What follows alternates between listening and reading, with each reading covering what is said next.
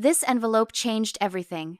My mother slid it across the linen tablecloth, her diamond ring catching the light like a tiny spotlight on betrayal. My sister leaned in, phone ready, pretending this was a moment worth remembering. The restaurant fell quiet. The string quartet hesitated mid-note. Inside that envelope wasn't money or congratulations. It was a disownment letter, signed by all of them. My graduation present. I folded it once, twice, and stood up. No words, no scene, just silence, and the weight of paper in my hand. They thought they'd written my ending. They didn't realize they'd just started their own. My name is Taylor Bennett, 24 years old, a data analyst who learned early that the numbers don't lie even when your family does. Growing up, I learned that love in our house came with performance metrics.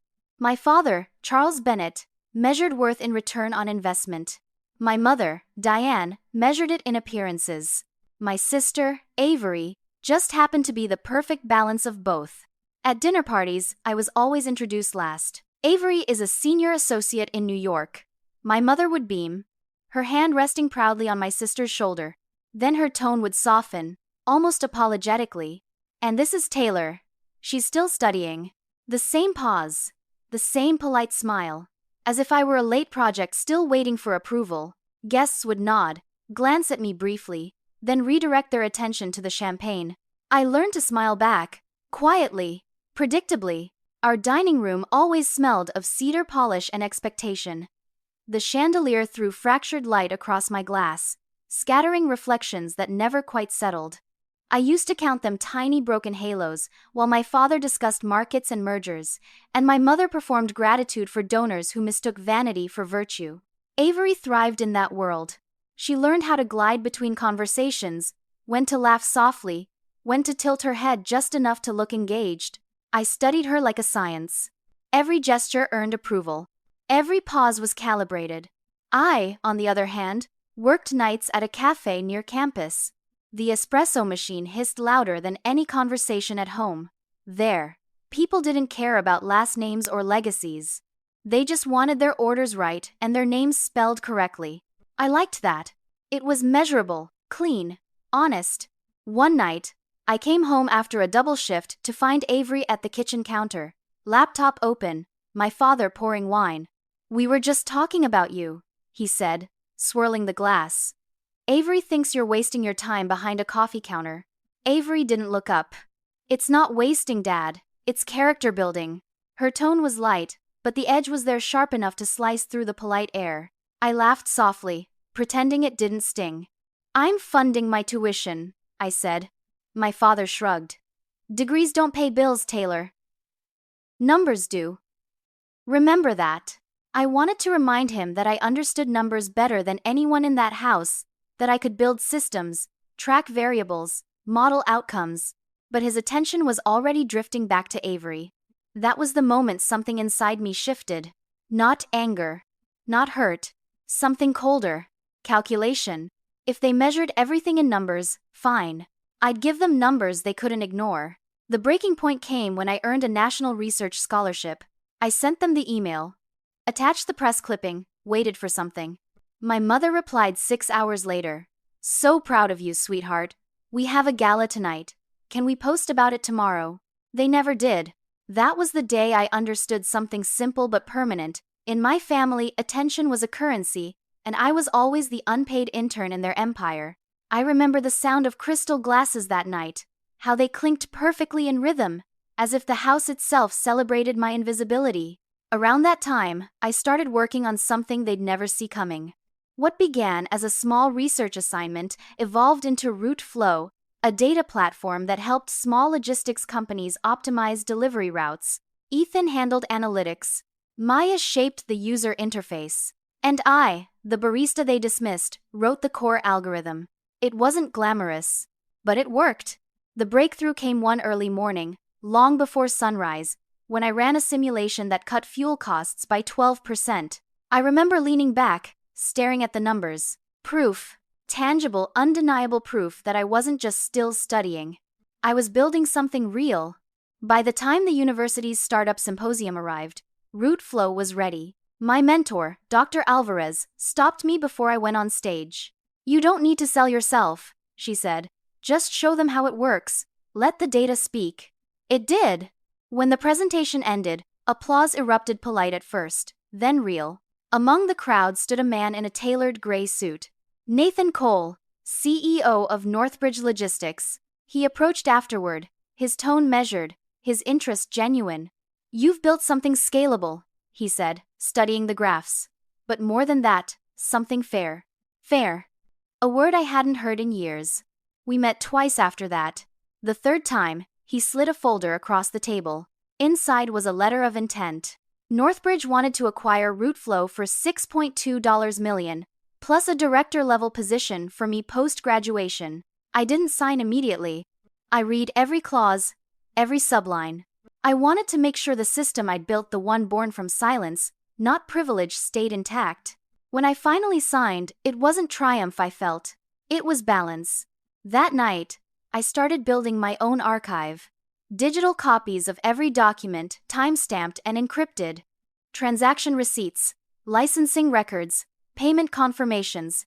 The kind of paper trail that doesn't just tell a story, it seals it. When the final transfer confirmation arrived, I printed the letter. The sound of paper sliding out of the printer was cleaner than applause.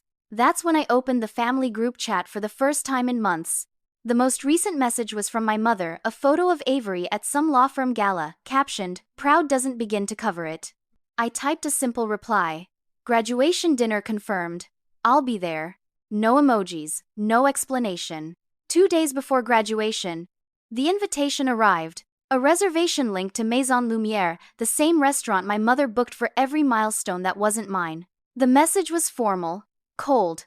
Pre-graduation dinner for Taylor. Dress appropriately. I clicked the link. My name wasn't on the guest list. The host greeting read, "The Bennett family, Charles, Diane, Avery." That omission wasn't a mistake. It was a statement.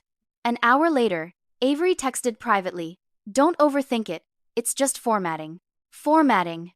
The word echoed in my head. That's how they saw me. A variable easily deleted. The night before the dinner, I sat at my desk watching the city lights flicker against the window like static. My inbox glowed with unread notifications. Investors, classmates, professors, achievements, milestones, acknowledgements. None of it carried weight when the people who taught you your worth still measured you in silence. I scrolled through our old family photos.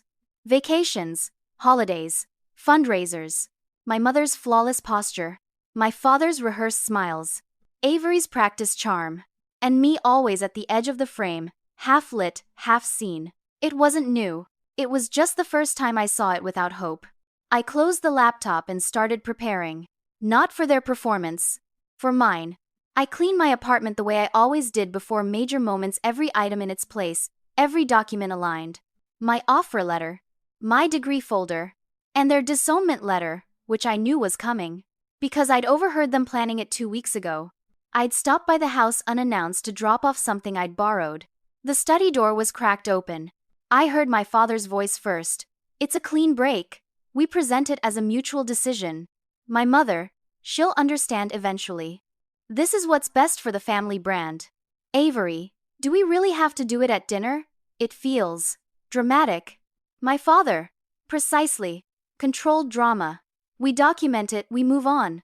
I'd stood there for 30 seconds, phone recording every word. Then I left without making a sound. They had no idea I knew. And that was my advantage. The next morning, I woke before sunrise. I didn't dress for them. I dressed for records. Clean blazer. Neutral tones. The kind of look that doesn't beg to be seen but demands to be remembered. Before leaving, I aligned my coffee cup exactly 1 inch from the laptop's edge. Habit. Order. Proof. When I arrived at Maison Lumière, I stopped in front of the glass doors. Inside, I could already see the faint shimmer of chandeliers, my mother's silhouette, Avery adjusting her phone camera. I breathed once, steady. They thought tonight was their stage. They had no idea the script had already been rewritten. The hostess smiled when she saw me. "Bennett party?" I nodded. "Yes. They're expecting me." Inside, the air smelled of truffle butter and expensive indifference. My family occupied the corner table under a halo of chandelier light. My mother waved as if this were a reunion. not an execution. Avery lifted her phone slightly, framing the shot. Taylor, darling, my mother said, her voice dipped in sugar. We have something special for you.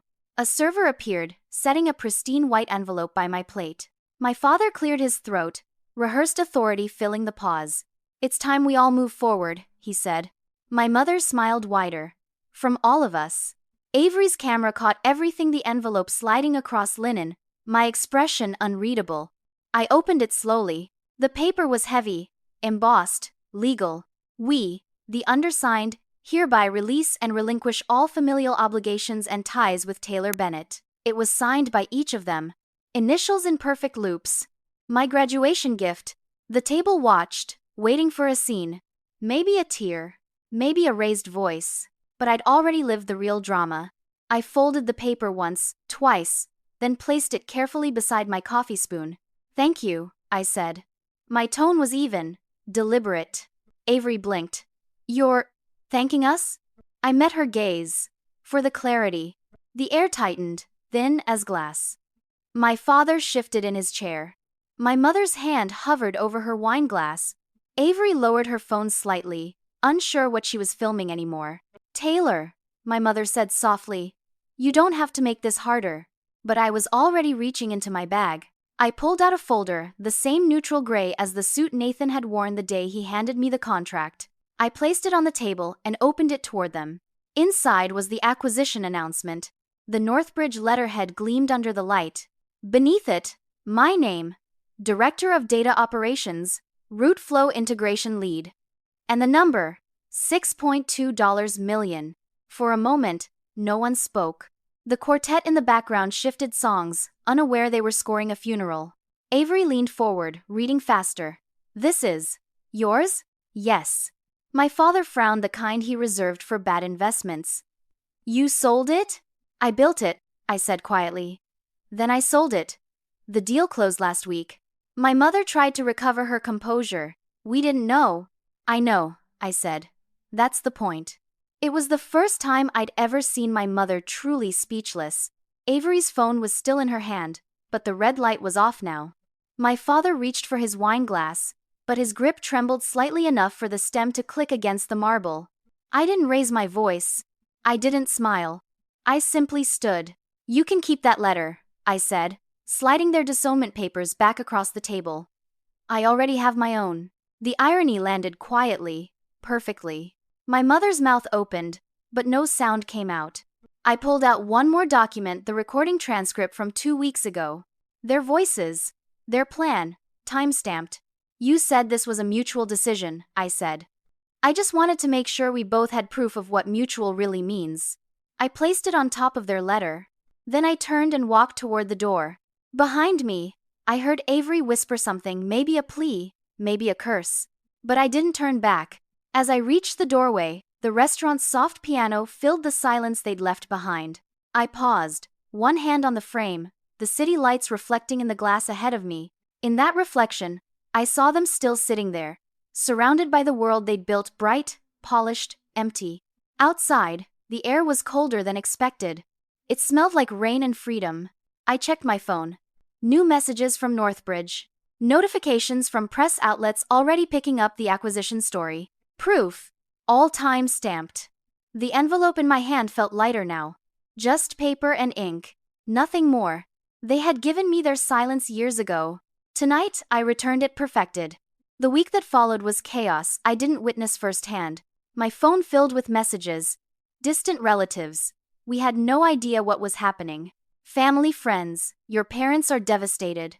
Can you reconsider? Even my father's business partner called. This is bad optics for everyone, Taylor. I ignored most of them. But one voicemail stopped me. My mother's voice, stripped of its usual polish. Taylor, we made a mistake. A terrible mistake. Please. We need to talk.